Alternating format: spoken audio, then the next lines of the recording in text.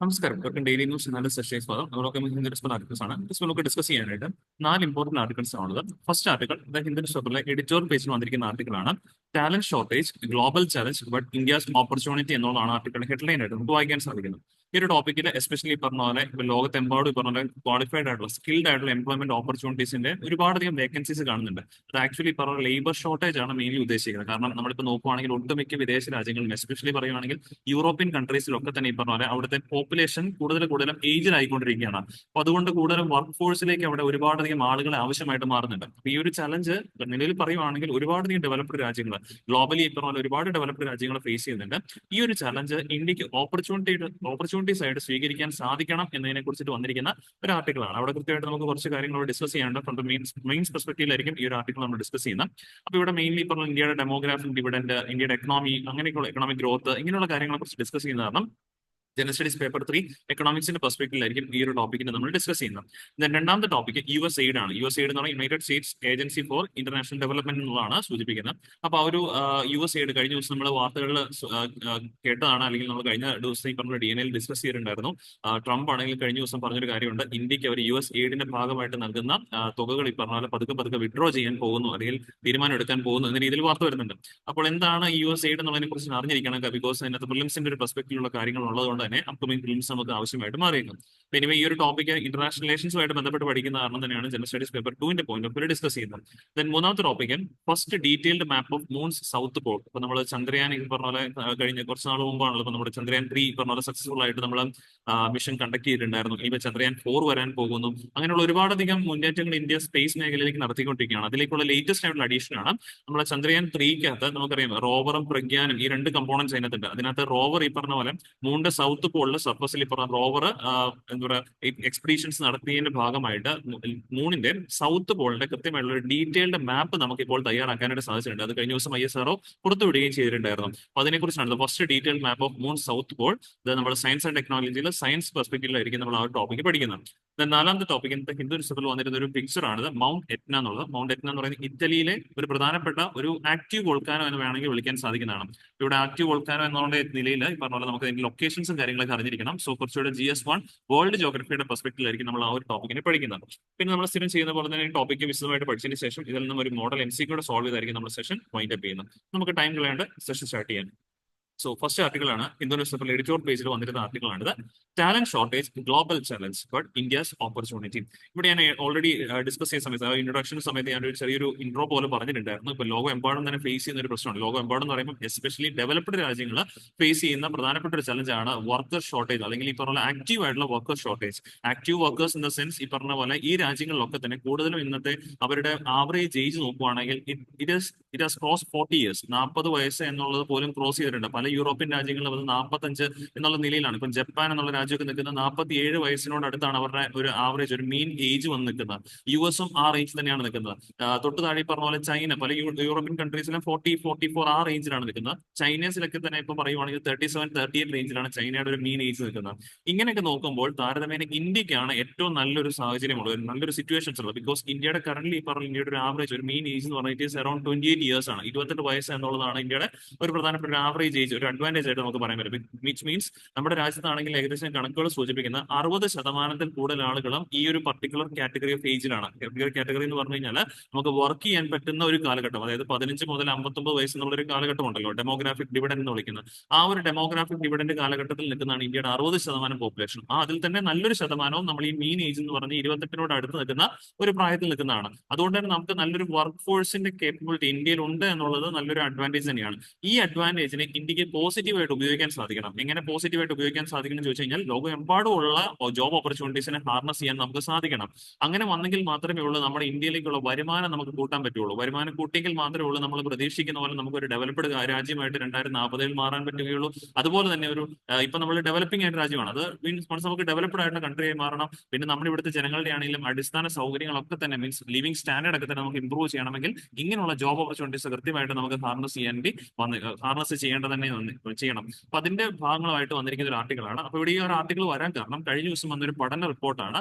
ഈ റിപ്പോർട്ട് പ്രകാരം global mobility of Indian work force predicts global talent shortage of over 85.2 million people by 2030. അപ്പൊ ഇത് വളരെ അകാലത്ത് means വളരെ നാൾ കഴിഞ്ഞിട്ടുള്ള ഒരു ഡേറ്റ അല്ല സൂചിപ്പിക്കുന്നത്, വളരെ അടുത്ത് തന്നെ വരാൻ ചാൻസ് ഉള്ള ഒരു കമ്പോണന്റ് ആണ് ഈ ഡേറ്റയ്ക്ക് സൂചിപ്പിക്കുന്നത്. 2030 ഇനി ഇങ്ങോട്ടേക്ക് ഒരു 5 വർഷ കാലയളവിൽ നമ്മുടെ ഗ്ലോബൽ ലെവലില് ടാലന്റ് ഷോർട്ടേജ് എന്ന് പറഞ്ഞാൽ what is required and what is available, അതായത് ഈ പറഞ്ഞ പോലെ എത്ര ജോലികളാണ് അവൈലബിൾ ആയിട്ട് മാറാൻ ചാൻസ് ഉള്ളത്, അതിൽ നിന്ന് എത്ര ആളുകളെയാണോ കിട്ടാൻ പറ്റുന്നത്, ഇവ തമ്മിൽ നോക്കുമ്പോൾ ഒരു ഷോർട്ടേജ് ആണ് കൃത്യമായിട്ടുള്ളത്. ഒരു 85.2 മില്യൺ ആളുകളുടെ ഷോർട്ടേജ് ഗ്ലോബൽ ലെവലിൽ വന്നേക്കുമെന്ന് പറയുന്നുണ്ട്.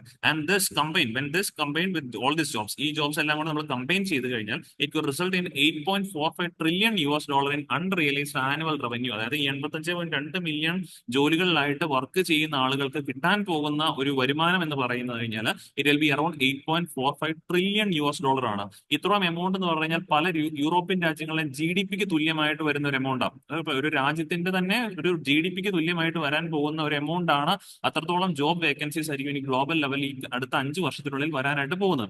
ഇത് കൃത്യമായിട്ട് നമുക്ക് ഹാർനസ് ചെയ്യാൻ പറ്റണം, എങ്കിലേ ഉള്ളൂ നമ്മളൊരു $1 ട്രില്യൺ എക്കണോമിക്ക് ആയിട്ട് നമുക്ക് ഇന്ത്യക്കാണെങ്കിലും മാറാനായിട്ട് സാധിക്കുള്ളൂ. And this underscores urgent need for nations to develop a future ready work force. ഇവിടെയാണ് ഈ ഒരു പോയിന്റ് കൂടെ ഓർക്കണം. നമുക്കിത് ഹാർനസ് ചെയ്യാൻ പറ്റും, ബിക്കോസ് ഈ പറഞ്ഞ ഇന്ത്യക്ക് നല്ല രീതിയിലൊരു വർക്ക് ഫോഴ്സ് ഉള്ള കാരണം തന്നെ ഇത് ഹാർനസ് ചെയ്യാൻ ഒരു പരിധി വരെ ഹാർനസ് ചെയ്യാൻ പറ്റും. പക്ഷേ ഇന്ത്യക്ക് ഏറ്റവും പ്രധാനപ്പെട്ട ചലഞ്ചായി നിൽക്കുന്നത് നമ്മുടെ വർക്ക് ഫോഴ്സിന്റെ സ്കില്ലില്ലായ്മയാണ്. സ്കിൽഡ് ആയിട്ടുള്ള ഒരു വർക്ക് ഫോഴ്സ് ഇല്ല എന്നുള്ളതാണ് നമ്മുടെ ഏറ്റവും പ്രധാനപ്പെട്ട പ്രശ്നം. ബിക്കോസ് ഇവിടെ 85.2 മില്യൺ ജോലികൾ അവൈലബിൾ ആകുമെന്ന് പറയുമ്പോൾ അത് ലോ സ്കിൽഡ് ജോബുകളല്ല സൂചിപ്പിക്കുന്നത്. ഇത്തരത്തിലുള്ള ജോബുകൾ കൂടുതലും ഈ പറഞ്ഞ പോലെ സ്കിൽഡ് ആയിട്ടുള്ള മേഖലയിലായിരിക്കും വരാൻ പോകുന്നത്. ലൈക്ക് പറയുവാണെങ്കിൽ ആർട്ടിഫിഷ്യൽ ഇന്റലിജൻസ്, അല്ലെങ്കിൽ പറഞ്ഞ ഹെൽത്ത് കെയർ മേഖലയിൽ, റോബോട്ടിക്സ് മേഖലയിൽ, ഇങ്ങനെയുള്ള പുതിയ തലമുറ മേഖലകളിലായിരിക്കും കൂടുതലായിട്ടും ഈ 85.2 മില്യൺ ജോലികളും വരാനായിട്ട് പോകുന്നത്. അപ്പൊ അവിടെ നമുക്ക് വരാൻ പോകുന്ന ഒരു ചലഞ്ച്, ഇന്ത്യയിലെ ഈ വർക്ക് ഫോഴ്സിന് വരാൻ പോകുന്ന ചലഞ്ച് ഇതായിരിക്കും.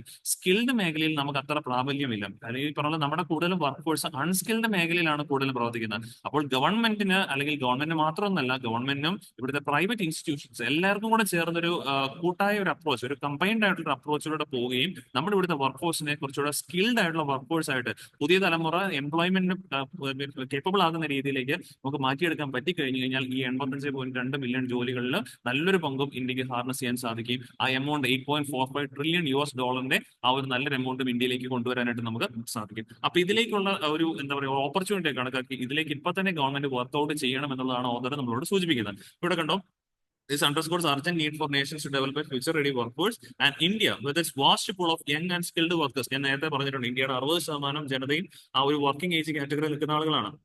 Unique opportunity to fill this gap. ഈ ഗ്യാപ്പ് ഫിൽ ചെയ്യാൻ ഏറ്റവും നല്ല ഓപ്പർച്യൂണിറ്റി ആർക്കാണുള്ളത്? ഇന്ത്യക്കാണ്. And contribute significantly to global economy. So however releasing this potential requires strategic interventions at multiple levels. അതായത് ചുമ്മാ ഇരുന്ന പോരാ, ഇതിനകത്ത് ഈ ഒരു ഓപ്പർച്യൂണിറ്റി കൃത്യമായിട്ട് ഉണ്ട് നമ്മൾ മനസ്സിലാക്കി. ഈ ഓപ്പർച്യൂണിറ്റി ഹാർനസ് ചെയ്യാൻ വേണ്ടി സ്ട്രാറ്റജിക് ആയിട്ടുള്ള ഇടപെടലുകൾ, ഇന്റർവെൻഷൻസ് മൾട്ടിപ്പിൾ ലെവലിൽ ആവശ്യമാണ്. ഈ മൾട്ടിപ്പിൾ ലെവൽ എന്ന് പറയുമ്പോൾ ഗവൺമെന്റ് മാത്രം പോരാ, ഗവൺമെന്റ് കൃത്യമായിട്ട് അതിനകത്ത് ഇടപെടണം. ഇന്റർനാഷണൽ കൊളാബറേഷൻസ് ആവശ്യമാണ്. വർക്ക് ഫോഴ്സ് ട്രെയിനിങ് പ്രോഗ്രാംസും ഒക്കെ തന്നെ കൃത്യമായിട്ട് വരാം. അപ്പോൾ ഇവിടെ പബ്ലിക് പ്രൈവറ്റ് പാർട്ണർഷിപ്പ് മോഡലിൽ നമുക്ക് ഇത് അപ്രോച്ച് ചെയ്തെങ്കിൽ മാത്രമേ ഈ ഒരു കാര്യങ്ങളെ നമുക്ക് കൃത്യമായിട്ട് മുന്നോട്ട് കൊണ്ടുവരാൻ സാധിക്കുകയുള്ളൂ. ഇനി ഇതിൽ തന്നെ കൂടുതലും ജോലികൾ വരാൻ ചാൻസ് ഉള്ള മേഖലകളായിട്ട് തിരിച്ച് ഈ ഒരു ആർട്ടിക്കിൾ എന്ന് പറയുന്നുണ്ട്. അതിൽ ഏറ്റവും പ്രധാനപ്പെട്ട മേഖലകൾ GCC ഓസ്ട്രേലിയയാണ്. GCC പറഞ്ഞാൽ ഗൾഫ് കോർപ്പറേഷൻ കൗൺസിൽ, അതായത് നമ്മുടെ ദുബായ് പോലെയൊക്കെ അടങ്ങുന്ന ഗൾഫ് രാജ്യങ്ങൾ. ഈ ഗൾഫ് രാജ്യങ്ങളിലും നല്ല എമൗണ്ട് ഇപ്പോൾ ഗൾഫ് രാജ്യങ്ങളിലും ഓസ്ട്രേലിയയിലും ഏറ്റവും കൂടുതൽ ആളുകൾ വേണ്ടി വന്നേക്കുമെന്ന് പറയുന്ന മാനുഫാക്ചറിംഗ് കൺസ്ട്രക്ഷൻ മേഖലകളാണ്. ബിക്കോസ് നമുക്കറിയാം ഇന്നിപ്പോൾ നമ്മുടെ ഗൾഫ് രാജ്യങ്ങളൊക്കെ പറഞ്ഞു കഴിഞ്ഞാൽ പണ്ടത്തെ ഒരു രാജ്യങ്ങളുടെ ലെവലിലല്ല ഇപ്പോൾ അവർ നിൽക്കുന്നത്. പണ്ട് കാലങ്ങളിൽ എണ്ണ അല്ലെങ്കിൽ ഓയിൽ എന്നുള്ള കാര്യത്തിൽ മാത്രം ആശ്രയിച്ച് കഴിഞ്ഞിരുന്ന രാജ്യങ്ങളാണ് ഈ ഗൾഫ് രാജ്യങ്ങൾ. ഇന്നിപ്പോൾ അവർക്ക് മനസ്സിലായി, ബിക്കോസ് ഫ്യൂച്ചറിൽ ഓയിലിനെ മാത്രം ഡിപ്പെൻഡ് ചെയ്യാൻ പറ്റത്തില്ല. ബിക്കോസ് ഓയിൽ നമുക്കറിയാം ഒരു ഫോസിൽ ഫ്യൂൽ ആണ്, നോൺ റിന്യൂവബിൾ ആണ്. ലോകമെമ്പാടും പറഞ്ഞ ഓയിലിന്റെ റിസർവ്സ് പതുക്കെ കുറഞ്ഞുകൊണ്ടിരിക്കുകയാണ്. ഓയിൽ എന്നുള്ള വരുമാനത്തിൽ നിന്ന് മാറി ചിന്തിക്കാനായിട്ട് ഈ രാജ്യങ്ങൾ തുടങ്ങിയിട്ടുണ്ട്. വിച്ച് മീൻസ് അതുകൊണ്ടാണ് ഇപ്പോൾ റീസെന്റ് പറയുവാണെങ്കിൽ ഖത്തറൊക്കെ ആണെങ്കിൽ കുറച്ച് നാൾ മുമ്പ് ഫിഫ വേൾഡ് കപ്പ് കണ്ടക്ട് ചെയ്തു. ഇപ്പോൾ പല രീതിയിൽ Formula 1 റേസുകളൊക്കെ തന്നെ കണ്ടക്ട് ചെയ്യാനായിട്ട് പല GCC രാജ്യങ്ങളും മുന്നോട്ട് വരുന്നുണ്ട്. അപ്പൊ അങ്ങനെ നോക്കുമ്പോൾ ഇവർ കൂടുതലും ടൂറിസം മേഖലയിലേക്ക് ഇപ്പൊ ഡൈവേർട്ട് ചെയ്തുകൊണ്ടിരിക്കുക. ടൂറിസം മേഖലയിലേക്ക് കൂടുതൽ അവരുടെ പൈസകളും കാര്യങ്ങളും ഇൻവെസ്റ്റ് ചെയ്തുകൊണ്ടിരിക്കുകയാണ്. അതിന്റെ ഭാഗമായിട്ട് ഒരുപാടധികം ഡെവലപ്മെന്റ് ഓപ്പർച്യൂണിറ്റീസ്, ഒരുപാടധികം കൺസ്ട്രക്ഷൻ എംപ്ലോയ്മെന്റ് ഓപ്പർച്യൂണിറ്റീസ് അതൊക്കെ തന്നെ ഈ രാജ്യങ്ങളിൽ വരാനുള്ള ചാൻസ് വളരെ വളരെ കൂടുതലാണ്. അപ്പോൾ GCC ഓസ്ട്രേലിയ മേഖലയിൽ മാനുഫാക്ചറിംഗ് കൺസ്ട്രക്ഷൻ മേഖലയിലായിരിക്കും കൂടുതൽ ലേബേഴ്സിന് ആവശ്യമായിട്ട് മാറിയിട്ടും. നേരെ തിരിച്ച് യൂറോപ്പിലാണെങ്കിൽ കൂടുതൽ സർവീസ് സെക്ടർ വർക്കേഴ്സിനായിരിക്കും ആവശ്യം വരിക. സർവീസ് സെക്ടർ എന്ന് പറയുമ്പോൾ അത് തന്നെ എടുത്ത് ഹെൽത്ത് കെയർ, അതൊക്കെയാണ് നമ്മുടെ നാട്ടിൽ നോക്കുവാണെങ്കിൽ, നമ്മുടെ നാട്ടിൽ നിന്നാണെങ്കിൽ കൂടുതലും ഹെൽത്ത് കെയർ മേഖലയിൽ വർക്ക് ചെയ്യാൻ താല്പര്യമുള്ള ആളുകളാണ് യൂറോപ്പിലേക്ക് കുടിയേറി പോകുന്നത്. മീൻസ് അവിടത്തേക്ക് ജോലിക്കായിട്ടൊക്കെ തന്നെ പോകുന്നത്. ഇപ്പൊ നേഴ്സുമാരായിട്ടും അല്ലെങ്കിൽ ഡോക്ടേഴ്സായിട്ടും അല്ലെങ്കിൽ അവിടുത്തെ ഹെൽത്ത് കെയർ ഇൻസ്റ്റിറ്റ്യൂഷൻസിലൊക്കെ വർക്ക് ചെയ്യുന്ന ആളുകളൊക്കെ ആയിട്ട് ഒരുപാട് പേര് ഇന്ത്യയിൽ നിന്നൊക്കെ തന്നെ കയറി പോകുന്നുണ്ട്. ബിക്കോസ് യൂറോപ്യൻ കൺട്രീസിൽ കൂടുതൽ ഗ്രോയിങ് ഡിമാൻഡ് ഇനിയുള്ള കാലഘട്ടത്തിലാണ് അതിന് വരാൻ സാധ്യതയുള്ളത് ഹെൽത്ത് കെയർ മേഖലയാണ്. ബിക്കോസ് അവിടുത്തെ പോപ്പുലേഷൻ ആയിക്കൊണ്ടിരിക്കുകയാണ്, ഏജിങ് ആയിക്കൊണ്ടിരിക്കുകയാണ്. ഞാൻ തുടക്കത്തിൽ പറഞ്ഞ് ഓർക്കുന്നുണ്ടാവും, അവിടുത്തെ പോപ്പുലേഷന്റെ നിലവിലെ മീൻ ഏജ് നോക്കിക്കഴിഞ്ഞാൽ എബോവ് 44, 45 ആ റേഞ്ചിലേക്കാണ് എത്തി നിന്നുകൊണ്ടിരിക്കുന്നത്. അപ്പൊ അവിടെ കൂടുതൽ പ്രായമാകുന്ന ആളുകൾ വരിക. അപ്പൊ അവരെ നോക്കാനായിട്ട് അല്ലെങ്കിൽ അവരെ ശുശ്രൂഷിക്കാനായിട്ട് ഈ പറഞ്ഞ പോലെ ഒരുപാടധികം എംപ്ലോയ്മെന്റ് ഓപ്പർച്യൂണിറ്റീസ് അവിടെയും ആവശ്യമായിട്ട് മാറിക്കാം ഹെൽത്ത് കെയർ മേഖലയിലും. ഇനി ഇതിനെല്ലാം കൂടെ ചേർന്നിട്ട് ഗ്ലോബൽ ലെവലിൽ വരാൻ പറ്റുന്ന കുറച്ച് കോമൺ സെക്ടേഴ്സ് പറയുവാണെങ്കിൽ which is nothing but automation, artificial intelligence, big data, predictive analytics, internet of things, blockchain, sustainability development, ഇങ്ങനെയുള്ള ഒരുപാട് കാര്യങ്ങളിലും ഓപ്പർച്യൂണിറ്റീസ് വരാനായിട്ടുള്ള ചാൻസസ് ഉണ്ട്. ഇതെല്ലാം ഇന്ത്യക്ക് കൃത്യമായിട്ടും വിനിയോഗിക്കാനായിട്ട് സാധിച്ചിരിക്കണം. എങ്കിൽ മാത്രമേ ഉള്ളൂ ഇന്ത്യയുടെ ഒരു എക്കണോമിക് ഫ്യൂച്ചറിനെ ഇത് ഗുണം ചെയ്യുള്ളൂ. ലൈക്ക് വാട്ട് അരവിന്ദ് പനഗേരിയ, നമ്മുടെ 16th ഫിനാൻസ് കമ്മീഷന്റെ ചെയർമാനായിട്ട് അപ്പോയിന്റ് ചെയ്തിരിക്കുന്ന അരവിന്ദ് പനഗേരിയ പറഞ്ഞൊരു കാര്യമുണ്ട്. നമ്മുടെ എക്കണോമി 2030 ആകുമ്പോഴേക്കും it should reach between $6.5 trillion and $9 trillion എത്താനായിട്ട് നമുക്ക് സാധിക്കണം. ഇങ്ങനെ എത്തണമെങ്കിൽ കൃത്യമായിട്ട് ഞാൻ നേരത്തെ പറഞ്ഞ പോലെ ഇത് കണ്ടോ, ഇപ്പൊ നിലവിൽ നമ്മൾ നേരത്തെ പറഞ്ഞ 85.2 മില്യൺ ജോലികൾ അവൈലബിൾ ആവുമെന്ന് പറഞ്ഞല്ലോ. ഇതിനെല്ലാം കൂടെ ചേർത്ത് ആനുവൽ വരുമാനം ഏകദേശം 8.45 ട്രില്യൺ വരാൻ പറ്റും. ഇതിൽ നല്ലൊരു പങ്ക് നമുക്ക് കിട്ടിയെങ്കിൽ മാത്രമേ ഉള്ളൂ നമ്മൾ ആഗ്രഹിക്കുന്ന പോലെ 2030 ആകുമ്പോൾ ഇന്ത്യ ഒരു $6.5 trillion to $9 trillion ഇടയിലുള്ള ഒരു എക്കണോമി ആയിട്ട് വരാനായിട്ട് വളർത്തിയെടുക്കാനായിട്ട് നമുക്ക് സാധിക്കുകയുള്ളൂ. So India can not only contribute to the global economy but also realise a vision of Viksit Bharat, developed India. അപ്പം ഗ്ലോബൽ എക്കണോമിക്ക് സഹായം മാത്രമല്ല ചെയ്യാൻ പറ്റുന്നത്, ഇതിലൂടെ കിട്ടുന്ന പൈസ അല്ലെങ്കിൽ ഇതിലൂടെ കിട്ടുന്ന കോൺട്രിബ്യൂഷൻ, എക്കണോമിക് ഗ്രോത്ത് ഇന്ത്യക്ക് ഈ പറഞ്ഞ പോലെ വികസിത് ഭാരത് ബൈ 2047 ഇന്ത്യക്ക് വികസിത് ഭാരത് ആയി മാറാനായിട്ടും ഇന്ത്യയെ സഹായിക്കുന്ന ഒരു പ്രധാനപ്പെട്ട ഘടകമാണ്. So we should harness this opportunities കൃത്യമായിട്ട് ഇന്ത്യക്ക് ഹാർനസ് ചെയ്യണം. അവിടെ നമുക്ക് ചലഞ്ച് ആയിട്ട് മാറാൻ പോകുന്ന സ്കില്ലിന്റെ ഒരു കാര്യമാണ്, സ്കിൽഡ് വർക്ക് ഫോഴ്സിന്റെ പ്രോബ്ലം. അത് കൃത്യമായിട്ട് ഗവൺമെന്റുകൾ, മറ്റ് organisations, private public government institutions എല്ലാവരും ഇടപെട്ട് അതിനെ കറക്റ്റ് ചെയ്യാൻ പറ്റിക്കഴിഞ്ഞാൽ നല്ല രീതിയിൽ ഈ ഒരു ഓപ്പർച്യൂണിറ്റിക്ക് ഹാർനസ് ചെയ്യാൻ പറ്റും എന്നുള്ള കാര്യം കൃത്യമായിട്ട് മനസ്സിലാക്കി വെച്ചേക്കുക. ഇത്രയാണ് ഈ ഒരു ആർട്ടിക്കിളിനകത്ത് ഓതർ നമ്മളോട് എക്സാം റിലേറ്റഡ് ആയിട്ട് പറഞ്ഞു തന്നിരിക്കുന്നത്. ഓക്കെ, ഡിസ്കസ് ചെയ്ത പോയിന്റ്സ് എല്ലാവർക്കും ക്ലിയർ ആണെന്ന് വിശ്വസിക്കുന്നു. ഇനി നമുക്ക് രണ്ടാമത്തെ ആർട്ടിക്കിളിലേക്ക് മൂവ് ഓൺ ചെയ്യാം. US aid funded 7 projects in India in financial 2024 says report. അപ്പൊ ഇവിടെ നമ്മുടെ US എയ്ഡിൽ ഉൾപ്പെട്ട് ഇന്ത്യയിലെ 7 പ്രൊജക്ടുകൾ ഫണ്ട് ചെയ്തിട്ടുണ്ടെന്നുള്ളതാണ്. അപ്പൊ മിനിസ്ട്രി ഓഫ് ഫിനാൻസിന്റെ വാർത്താക്കുറിപ്പാണ് ബേസിക്കലി ഇത്. കഴിഞ്ഞ വർഷം 2024 ഫിനാൻഷ്യൽ ഇയറിൽ നമുക്കിവിടെ $750 മില്യൺ കോൺട്രിബ്യൂഷൻ US എയ്ഡിൽ നിന്ന് കിട്ടിയിട്ടുണ്ടായിരുന്നു. വിച്ച് റീച്ചസ് ഫ്രം അഗ്രികൾച്ചർ മേഖലയിൽ food security, water, sanitation and hygiene, disaster management, health and renewable energy മേഖലകളിലൊക്കെ ആയിട്ട് $750 മില്യൺ കോൺട്രിബ്യൂഷനാണ് US എയ്ഡിൽ നിന്നും ഇന്ത്യക്ക് കിട്ടിയിട്ടുണ്ടായിരുന്നു എന്നുള്ളതാണ് കണക്കുകൾ സൂചിപ്പിക്കുന്നത്. എനിവേ, ഇതിൽ നിന്ന് ഒരു ചോദ്യം വരാൻ പോകുകയാണെങ്കിൽ വരാൻ പോകുന്ന നമുക്ക് ജനറലൈസ്ഡ് ആയിട്ടുള്ള കുറച്ച് സ്റ്റേറ്റ്മെന്റ്സ് അറിഞ്ഞിരിക്കണം. ലൈക്ക് US എയ്ഡ് എന്ന് പറഞ്ഞാൽ അതിന്റെ ഫുൾ ഫോം ജസ്റ്റ് പറഞ്ഞിരിക്കുക, United States agency for international development. Okay, ഇത് ബേസിക്കലി പറഞ്ഞ പോലെ ഇന്റർനാഷണൽ ലെവലിൽ ഹ്യൂമാനിറ്റേറിയൻ എയ്ഡ് അല്ലെങ്കിൽ ഇന്റർനാഷണൽ ലെവലിൽ ഫോറിൻ എയ്ഡ് നൽകാനായിട്ട് US ഗവൺമെന്റ് രൂപീകരിച്ചിരിക്കുന്ന ഒരു ഫണ്ട് പാറ്റേൺ ആണ് എന്ന് വേണമെങ്കിൽ പറയാനായിട്ട് സാധിക്കും. As per their foreign assistant act of 1960, നമ്മുടെ അല്ല യുഎസിന്റെ ഫോറിൻ അസിസ്റ്റന്റ് ആക്ട് 1961 പ്രകാരമാണ് അത് രൂപീകരിച്ചിരിക്കുന്നത്. ആൻഡ് ഈ പറഞ്ഞ പോലെ ഇതിനകത്ത് അത്യാവശ്യം ജോലി ചെയ്യുന്ന കുറെ മീൻസ് ഒരു ഡിപ്പാർട്ട്മെന്റ് പോലെയാണ് ഇതോടെ വർക്ക് ചെയ്യുന്നത്. Okay, with operations in over 60 കൺട്രീസിലായിട്ട് ഇതിന്റെ ഓഫീസുകളും ഡിപ്പാർട്ട്മെന്റ്സ് ഒക്കെ ആയിട്ട് വർക്ക് ചെയ്യുന്നുണ്ട്. ഏറ്റവും പ്രധാനപ്പെട്ട ഇവർ വർക്ക് ചെയ്യുന്ന പ്രധാനപ്പെട്ട കീ ഏരിയാസ് ആണ്. ഏതൊക്കെ മേഖലയിലാണ് ഇവർ ഫണ്ട് കൊടുക്കുന്നത്, US എയ്ഡ് ഫണ്ട് കൊടുക്കുന്നത് വെച്ചാൽ ഫുഡ് സെക്യൂരിറ്റി മേഖലകളിൽ, പിന്നെ ഹെൽത്ത് കെയർ മേഖലയിൽ, ഇൻഫ്രാസ്ട്രക്ചർ ഡെവലപ്മെന്റ് മേഖലകൾ കൊടുക്കാറുണ്ട്, ദെൻ ഹ്യൂമാനിറ്റേറിയൻ എയ്ഡ്. സോ ഇങ്ങനെയുള്ള പ്രോഗ്രാംസ് ലൈക്ക് വാക്സിനേഷൻ പ്രോഗ്രാംസിന്, pandemic prevention, global disease control തുടങ്ങിയ കാര്യങ്ങൾക്കൊക്കെയാണ് പ്രധാനമായിട്ടും ഇവര് സഹായങ്ങൾ കൊടുക്കാറുള്ളത്. ഇനി ഇവർ കൊടുക്കുന്ന സഹായങ്ങൾ പ്രധാനമായിട്ടും ഡെവലപ്പിംഗ് രാജ്യങ്ങൾക്കാണ്. ഓക്കെ, എന്തിനാണ് ഡെവലപ്പിംഗ് രാജ്യങ്ങൾ കൊടുക്കുന്നത് വെച്ചാൽ US ഒരു ഡെവലപ്ഡ് രാജ്യമാണ്. അപ്പൊ അതുകൊണ്ട് തന്നെ കൃത്യമായിട്ട് അവരുടെ ഒരു എന്താ പറയുക ഒരു റോൾ ഉണ്ട്. മീൻസ് ഡെവലപ്ഡ് രാജ്യങ്ങൾ ഒരുപാട് ഈ പറഞ്ഞാൽ അവരുടെ ഡെവലപ്മെന്റ് കൈവരിക്കാൻ കാരണം ഒരുപാട് എൻവയോൺമെന്റിനെ ഒക്കെ തന്നെ ചൂഷണം ചെയ്തിട്ടുണ്ട്. അപ്പൊ അതിന്റെയൊക്കെ ഭാഗമായിട്ട് ഈ പറഞ്ഞ ഡെവലപ്പിംഗ് രാജ്യങ്ങൾക്ക് ഈ മേഖലയിൽ കുറച്ചുകൂടെ മുന്നോട്ട് കയറി വരണമെങ്കിൽ അവർക്ക് അതിനുള്ളൊരു സഹായം എന്നുള്ള രീതിയിൽ ഹെൽപ്പിംഗ് ഹാൻഡ് എന്നുള്ള നിലയിലാണ് US ഗവൺമെന്റ് ഈ ഒരു ഫോറിൻ എയ്ഡ് സിസ്റ്റം കൊണ്ടുവന്നിട്ടുണ്ടായിരുന്നത്. ആൻഡ് ഓർത്തിരിക്കണം ഏതൊക്കെ മേഖലയിലാണ്, കാരണം ബിക്കോസ് അതൊക്കെ ആയിരിക്കും നമുക്ക് ചോദ്യം വരിക, ഏതൊക്കെ മേഖലയിലാണ് ഇവർ ഫണ്ട് കൊടുക്കുന്നത് വെച്ചാൽ food security, health care, infrastructure development and humanitarian aid ആണ്. പിന്നെ ഇത് ഇവർ ആർക്ക് മാത്രമാണ് ഫണ്ട് കൂടുതൽ കൊടുക്കുന്നത്, ഡെവലപ്പിംഗ് കൺട്രീസിനാണ് ഈ ഒരു എയ്ഡ് പ്രകാരം ഇവർ ഫണ്ട് കൊടുക്കുന്ന കാര്യം കൂടി അത് ഓർത്തിച്ചേക്കാം. ഓക്കെ, പ്രിലിംസിന്റെ ആർട്ടിക്കിൾ ആണ് ഇത്. ദെൻ നമുക്ക് moving on to third article, first detail map of moon's south pole made from Chandrayaan data എന്നുള്ളതാണ് ആർട്ടിക്കിളിന്റെ ഹെഡ്ലൈൻ ആയിട്ട് മാറിയിരിക്കുന്നത്. അതായത് ചന്ദ്രയാൻ 3 ഒക്കെ നമ്മൾ ഈ പറഞ്ഞ പോലെ കുറച്ച് നാൾ മുമ്പാണ് ലോഞ്ച് ചെയ്തിട്ടുണ്ട്. കുറച്ച് വർഷമായി പറഞ്ഞ പോലെ ഇതിന്റെ ലോഞ്ച് ചെയ്ത് ഇതിന്റെ ലാൻഡർ വിക്രം ലാൻഡർ ഈ പറഞ്ഞ ചന്ദ്രയാൻ 3യുടെ ചന്ദ്രയാൻ 3യുടെ ലാൻഡർ ആയിരുന്ന വിക്രം, ഈ പറഞ്ഞ പോലെ വിക്രം മൊഡ്യൂള് മൂണിന്റെ സൗത്ത് പോളിൽ ലാൻഡ് ചെയ്ത് ഓഗസ്റ്റ് 23, 2023 ലാൻഡ് ചെയ്തിട്ടുണ്ടായിരുന്നു. അതിനുശേഷം ഈ പറഞ്ഞ പോലെ നമ്മുടെ ആ ഒരു വിക്രം ലാൻഡറിൽ നിന്നും പ്രഗ്യാൻ എന്നുള്ള റോവർ ഈ പറഞ്ഞ പോലെ പുറത്തേക്ക് വരികയും കുറച്ച് ദിവസം ഈ പറഞ്ഞ പോലെ മൂണിന്റെ സർഫസിൽ ഈ പറഞ്ഞ പോലെ എക്സ്പ്ലോറേഷൻസ് നടത്തി ഈ പറഞ്ഞ പോലെ അവിടുത്തെ കൃത്യമായിട്ട് ഡേറ്റാസ് ഒക്കെ തന്നെ കളക്ട് ചെയ്തിട്ടുണ്ടായിരുന്നു. അത് അങ്ങനെ കളക്ട് ചെയ്ത ഡേറ്റാസ് ഒക്കെ വെച്ച് തയ്യാറെടുത്തതാണ് ഈ മാപ്പ് എന്ന് പറയുന്നത്. സോ ഇങ്ങനെ എടുത്ത മാപ്പിലൂടെ നമ്മൾ കണ്ടെത്തിയിരിക്കുന്നത് to analyse the chemical composition of regolith. അത് കൃത്യമായിട്ട് ഓർത്തിരിക്കണം. ഒരു 9-day മിഷനിലൂടെ വിക്രം ഈ പറഞ്ഞ വിക്രം ആ ഒരു ലാൻഡർ ഉണ്ടല്ലോ, ലാൻഡർ ഇപ്പോൾ ഇത് ഒരു 9-day മിഷനിലൂടെ അനലൈസ് ചെയ്ത് കെമിക്കൽ കോമ്പോസിഷൻ ഓഫ് റെഗോലിത്തിനെ കുറിച്ചാണ് അനലൈസ് ചെയ്തിട്ടുണ്ടായിരുന്നത്. അപ്പൊ ഇവിടെ ചോദിച്ചേക്കാവുന്ന ഒരു ചോദ്യം എന്ന് പറഞ്ഞു കഴിഞ്ഞാൽ consider following statements regarding regolith എന്ന് വേണമെങ്കിൽ ചോദിച്ചേക്കാം. അല്ലെങ്കിൽ what you mean by regolith recent seen news ചോദിച്ചേക്കാം.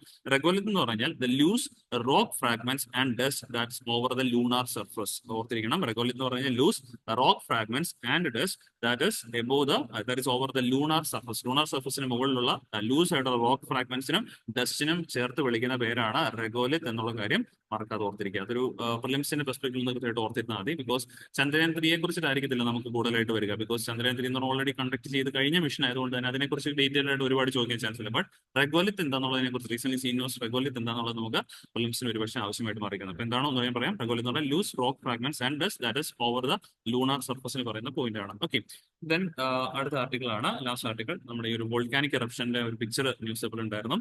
This nothing but mount Etna, ഇറ്റലിയിലെ മൗണ്ട് എറ്റ്നയാണ് ബേസിക്കലി ഇത്. ഇതിന്റെ പ്രത്യേകത എന്ന് പറഞ്ഞു കഴിഞ്ഞാൽ യൂറോപ്പിലെ ഹയസ്റ്റ് ആൻഡ് മോസ്റ്റ് ആക്റ്റീവ് ആണ്. ഓക്കെ, യൂറോപ്പിലെ ഹയസ്റ്റും മോസ്റ്റ് ആക്റ്റീവ് ഉള്ള വോൾക്കാനാണ് മൗണ്ട് എറ്റ്ന എന്നുള്ള കാര്യം ഓർത്തിരിക്കുക. ഈ മാപ്പാണ് മൗണ്ട് എറ്റ്ന നമുക്ക് കാണാൻ സാധിക്കുന്നത്. സോ ഇറ്റലി, ഇപ്പൊ മെയിൻലാൻഡ് ഇറ്റലിയിലല്ല, ഇറ്റലിയിലെ ഒരു ഐലൻഡായ സിസിലി ഐലൻഡിലാണ് മൗണ്ട് എറ്റ്ന എന്നുള്ള കാര്യം ഓർക്കുക. സിറ്റുവേറ്റഡ് ഇൻ മെഡിറ്ററേനിയൻ സീക്കും അതുപോലെ തെറേനിയം സീക്കും ഈ പറഞ്ഞ ഇടയിലുള്ളതാണ് ഈ സിസിലി ഐലൻഡ്. അവിടെയാണ് ഈ മൗണ്ട് എറ്റ്ന സ്ഥിതി ചെയ്യുന്നുള്ള കാര്യം കൃത്യമായിട്ടൊന്ന് മനസ്സിലാക്കി വെച്ചേക്കാം. ഓക്കെ, പിന്നെ ഈ മൗണ്ട് എറ്റ്നയെ കുറിച്ച് കുറച്ച് കാര്യങ്ങൾ അറിയണം. മൗണ്ട് എറ്റ്ന എന്ന് പറയുമ്പോഴേക്കും ലാറ്റിൻ വേർഡ് ആണ് എറ്റ്ന. മീൻസ് എറ്റ്ന എന്ന് പറയുന്ന ഇറ്റ്സ് ലാറ്റിൻ നെയിം പ്രകാരമാണ് ഇത് പേര് കൊടുത്തിരിക്കുന്നത്. And Mount Etna is an active strato വോൾക്കാനയാണ്. അപ്പൊ ടൈപ്സ് ഓഫ് വോൾക്കാനോ പറയുന്നത് കോമ്പോസിറ്റ് വോൾക്കാനോ അങ്ങനെയൊക്കെ ഷീൽഡ് വോൾക്കാനോ അവരൊക്കെ കയറ്റിയിട്ടുള്ളത്. അതിനകത്ത് സ്ട്രാറ്റോ വോൾക്കാനയാണ് മൗണ്ട് എറ്ന എന്നുള്ള കാര്യം നോക്കുക. ആക്റ്റീവ് ആയിട്ടുള്ള വോൾക്കാനോ കൂടിയാണ്. Situated in the metropolitan city of Catania on the eastern coast of Italian island of Sicily. That is located above the convergent plate boundary between African Eurasian plates. അതായത് ഇവിടെ നമുക്ക് താഴെ കാണാൻ സാധിക്കുന്ന ആഫ്രിക്കൻ പ്ലേറ്റ് ആണ്. ഇത് African plate ആണ്. മുകളിലുള്ളതാണ് Eurasian plate. Okay, Eurasian plate. അപ്പൊ ഈ യുറേഷ്യൻ പ്ലേറ്റിനും ആഫ്രിക്കൻ പ്ലേറ്റിനും ഇടയിലുള്ള ഒരു കൺവേർജൻ സോൺ ആണ് കൃത്യമായിട്ട് പറയുവാണെങ്കിൽ ഈ മൗണ്ട് എറ്റ്ന സ്ഥിതി ചെയ്യുന്ന പ്രദേശം. അത് ഓർത്തിരിക്കുക കേട്ടോ. അപ്പം it is located about the convergent plate boundary between African and Eurasian plate. അപ്പൊ ഇവർ കൂടി ചേരുന്ന ആ ഒരു കൺവേർജൻ ഇതിന് മുകളിലാണ് മൗണ്ട് എറ്റ്ന സ്ഥിതി ചെയ്യുന്നത്. And is one of the most active volcanoes in the world കൂടിയാണ് Mount Etna. That is one of the Europe's tallest active volcano. യൂറോപ്പിലെ ടോളസ്റ്റ് ആയിട്ടുള്ള ആക്റ്റീവ് വോൾക്കാനോ ആണ്. ആൻഡ് ഇറ്റലീസ് ഹൈസ്റ്റ് പീക്ക്, ഇറ്റലിയിലെ highest peak യൂറോപ്പിലെ tallest active volcano located south of Alps. Alp പർവ്വതനിരകൾക്ക് താഴെയായിട്ടാണ്, south ആയിട്ടാണ് Mount Etna situate ചെയ്യപ്പെടുന്നത്. അവിടെയൊക്കെ സ്റ്റേറ്റ്മെന്റ് ധരിച്ച് ആൽപ്സിന് മുകളിലായിട്ടാണ് സിറ്റുവേറ്റ്, അങ്ങനെ പറഞ്ഞേക്കാം. അങ്ങനെയൊന്നുമില്ല. മൗണ്ട് എറ്റ്ന സിറ്റുവേറ്റ് ചെയ്യുന്ന ആൽപ്സിന് സൗത്തിലേക്കാണുള്ള കാര്യം നോക്കുക. തന്നെ സ്ക്വയർ കിലോമീറ്ററും സർക്കംഫറൻസും അങ്ങനെ ചോദിച്ച് കാണാറൊന്നുമില്ല. ജസ്റ്റ് ഒന്ന് അറിഞ്ഞിരുന്നാൽ മാത്രം മതി. Covers an area of 1190 square kilometer with a basic circumference of 140 kilometer. And due to its recent volcanic activities and closeness to densely populated areas, United Nations designated Mount Etna as a decade volcano. അപ്പോൾ United Nations Mount എറ്റ്നയെ decade volcano എന്നാണ് വിശേഷിപ്പിച്ചിരിക്കുന്നത്. Because of its recent volcanic ആക്ടിവിറ്റീസും പിന്നെ closeness to densely populated ഏരിയാസും കാരണം അതിനെ വിളിക്കുന്നതാണ് ഡെക്കേഡ് വോൾക്കാനോ. ആൻഡ് യുനെസ്കോയുടെ ഒരു വേൾഡ് ഹെറിറ്റേജ് സൈറ്റ് കൂടിയാണ് ഈ മൗണ്ട് എറ്റ്ന എന്നുള്ള കാര്യം ഓർക്കണം. അത് പരീക്ഷയ്ക്ക് ചോദിക്കാൻ ചാൻസ് ഉള്ളതാണ്.